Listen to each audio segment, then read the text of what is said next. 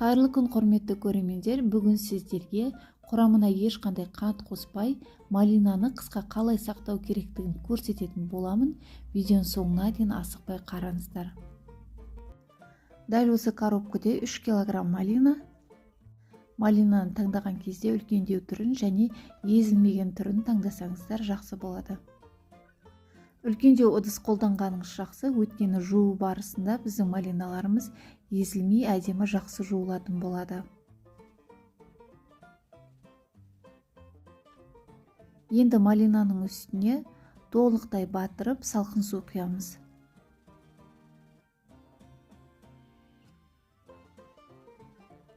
Барлық малиналар жақсы суда батып тұру керек.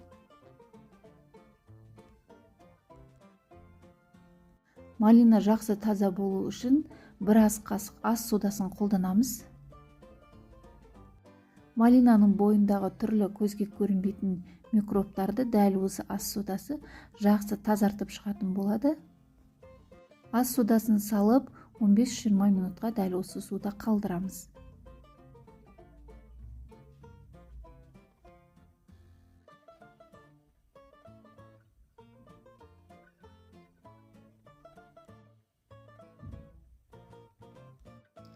Міне бізде 15-20 минут уақыт аралығы өтті.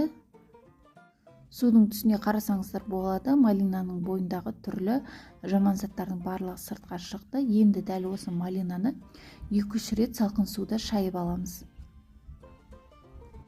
Міне біздің малинамыз дайын. Дайын болған малинаны блендердің көмегімен езіп аламыз. Егер сіздерде блендер болмаса, шаншқымен де езіп алсаңыздар болады. Ешқандай түйір қалдырмай жақсылап тұрып еземіз.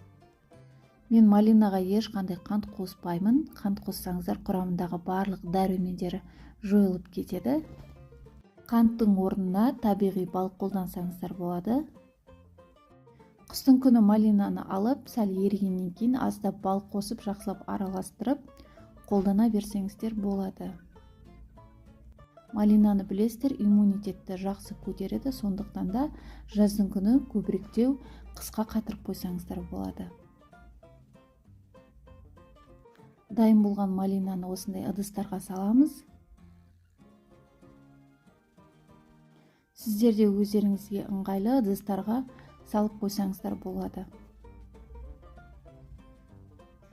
Ең бастысы аузы жақсы жабылатын, өйткені морозильникте тұрған кезде басқа заттардың дәмі сіңіп қалмайтындай тығыздап жабылатын ыдыс болса жеткілікті.